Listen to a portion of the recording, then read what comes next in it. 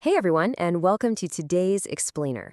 Look, if you're writing short stories right now, or just really want to understand how a narrative engine actually works, you are in the right place.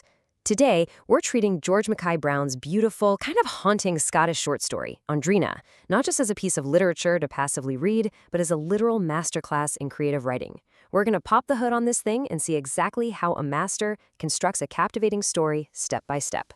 Listen to this. Andrina comes to see me every afternoon in winter, just before it gets dark.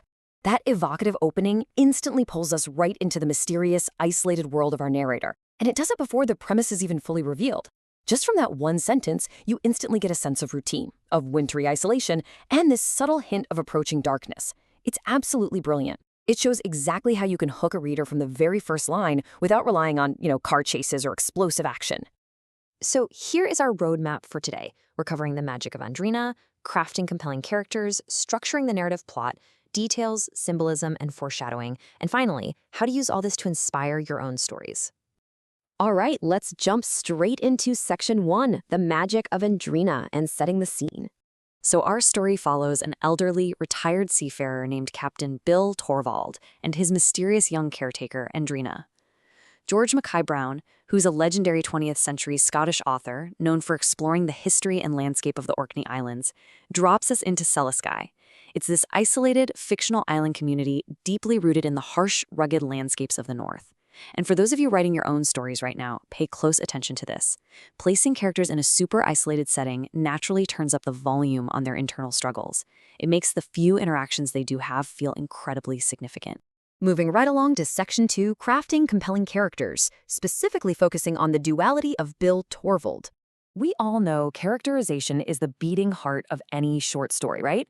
Well, Bill Torvald is a masterfully layered creation. Notice how Brown generates this intense internal conflict simply by contrasting how Bill views himself with his sad, actual reality. In his own head, Bill thinks he's somewhere between Captain Cook and Captain Hook. He's a tough old seaman, a reckless, wild, daring lad. But what's the reality we actually see? He's a vulnerable, lonely elderly man living on the absolute fringes of his community. When he gets a severe cold, he's left totally alone for 3 days. No one even checks on him. When you're writing, giving your characters a massive blind spot about their own reality creates instant empathy and intrigue. It's a real game changer. Okay, Section 3, structuring the narrative plot and looking at its 3-part architecture. Let's look at the mechanics here. A great plot basically exists to test a character, and this timeline hits the nail on the head. We start in a comfortable equilibrium, those cozy winter afternoons with Andrina's daily visits. Then, bam! Disruption. Late February rolls around, Bill gets sick, and Andrina just stops coming. This disruption completely shatters Bill's routine and actually triggers a painful flashback to 50 years ago. Finally, we hit early March. Bill goes looking for her, realizes nobody in the village has ever even heard of an Andrina, and then he comes home to a delayed letter from Australia that delivers a totally shocking resolution. Now, crucially, right in the middle of that disruption, when Bill is lying there abandoned in his fever, the narrative shifts into a flashback. It's beautifully described as a tale soaked in the light of a single brief summer. We learn that 50 years prior, Bill had this passionate romance with a young woman named Sigrid, but when she told him her tremulous, perilous secret that she was pregnant, Bill totally panicked. He callously abandoned her and ran off to sea. This structural choice is so important for your own writing. The present-day disruption forces the character to finally confront his past sins. It merges forward momentum with massive emotional resonance. Which brings us to Section 4, details, symbolism, and foreshadowing, layering the story.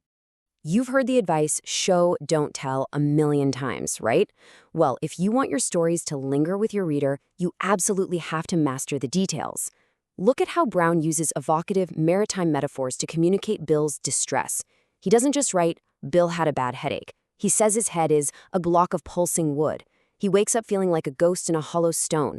Even his hope for Andrina's return is compared to a bell buoy to a sailor lost in a hopeless fog. By strictly tying every single metaphor to Bill's background as a sailor, the descriptions do double duty. They paint a vivid sensory picture, and they deepen our understanding of who this guy is.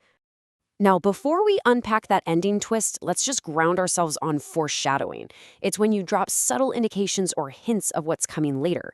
It totally rewards a second reading, because Brown actually hides clues about the finale right in plain sight. So here is the crazy culmination of those hints. That letter Bill receives from Australia, It's from Sigrid. She reveals that they had a granddaughter named Andrina who desperately wanted to visit her grandfather in Scotland. But Andrina tragically died in Tasmania before she could ever make the trip. The Andrina visiting Bill? She was a ghost. Suddenly, we look back at the foreshadowing. When Bill had previously hinted to Andrina about his shameful past, she reacted with a white look and a cold kiss before disappearing forever. Actually, scratch that. It wasn't just a hint. It was a literal ghost giving him a cold kiss. It's absolutely brilliant writing. And the symbolism. Brown constantly juxtaposes the cold, dark desolation of Bill's winter illness with the fire and light that the ghostly Andrina brings. She lights his lamp, she gets the peat fire blazing, she literally brings warmth to his dark time. By leaning into universal symbols like light versus dark, you can elevate the emotional stakes of your own narratives immensely without it feeling forced. And finally, Section 5, inspiring your own stories, with some practical takeaways. Reading great literature is wonderful, but reverse engineering it to improve your own craft, that is where the magic happens. So here's your writer's toolkit derived straight from Brown. 1. Contrast how your characters see themselves with their true reality to create instant depth. 2. Use your plot structure to disrupt their equilibrium and force some deep reflection. 3. Embed subtle clues and foreshadowing directly into character reactions. And 4. Ground your sensory details in the specific world of your story. If your character is a sailor, for sure let them describe their headache like a piece of driftwood.